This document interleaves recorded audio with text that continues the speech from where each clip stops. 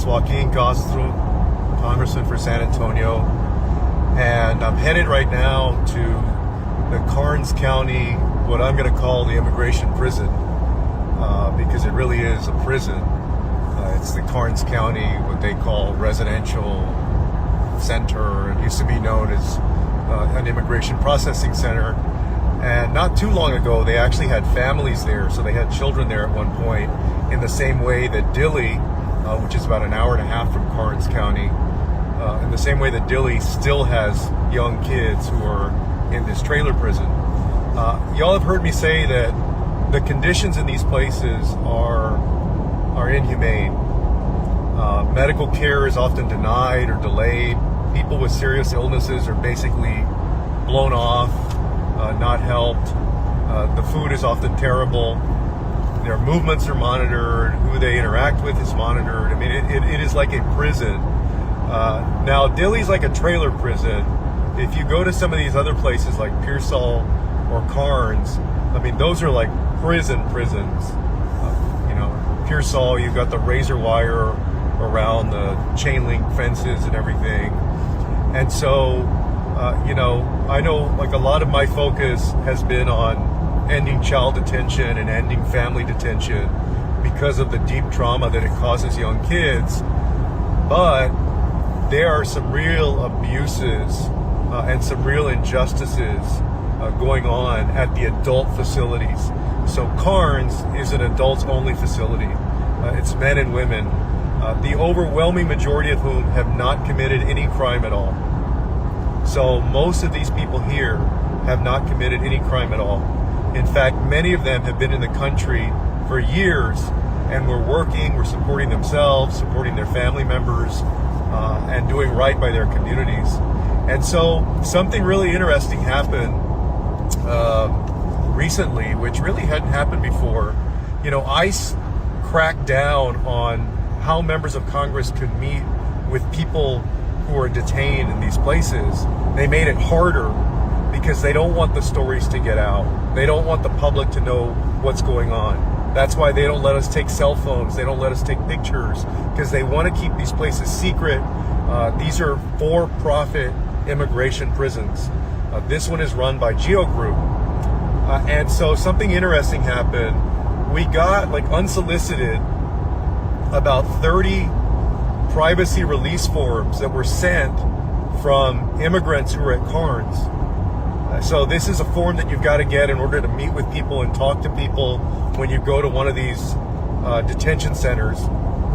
And there were about 30 individuals who sent over these privacy release forms to me, to my office in San Antonio, saying how desperate they were to meet.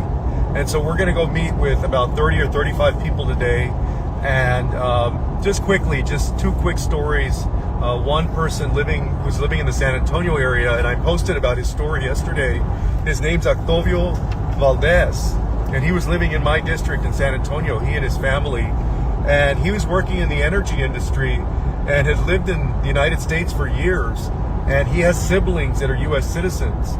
He was raising his family, taking care of his kids, and yet he got picked up by ICE, and now he's sitting in this Karnes County immigration prison. A gentleman, Jesus Lozada Herrera, he was living in about 40 minutes west of Austin, and he's a single dad with full custody of his kids, and he has two kids that are 8 and 17 years old that you can imagine miss him desperately. And he was working in construction, and he got picked up as well. And so these were folks with no criminal record, right? Who were raising their kids, raising their families, and working day in and day out. And yet here they are sitting in the Karnes County immigration prison. And so, folks from different industries, and these folks, at least one of them I know, his boss wrote a letter of support for him in his case as he's going to court, saying, this guy's worked hard, he's not a criminal, hasn't ever caused any problems, he's a good man. That's the story of a lot of these folks, is that it's not the worst of the worst. Oftentimes, they're arresting the best of the best. They're arresting honest, hardworking people and putting them in these immigration prisons. And a big part of why they do it is for the money, because it makes money this is an industry.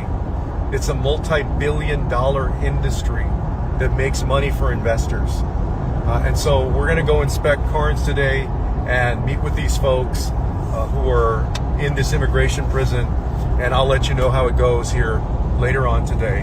All right.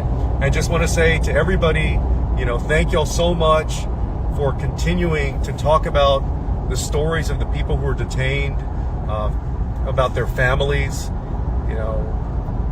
the families of a lot of these folks who are the providers for their families. They've been evicted from their homes or their apartments. We've seen that story over and over again. Their families getting kicked out of where they live because their main breadwinner is sitting in this immigration prison. So thank you, everybody, for speaking up, for telling the truth about what's going on, and for not relenting. I know that there are a lot of big issues going on in the United States, in our communities.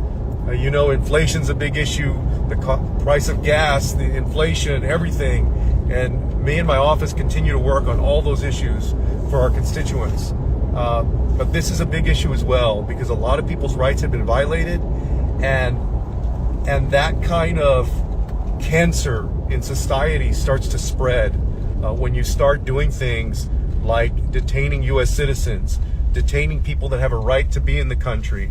When you lie and say that you're going to go after criminals, and then you go after hardworking people who haven't done anything wrong. So we have to keep talking and working on this issue as well. All right? I'll be in touch here soon. See you in a bit.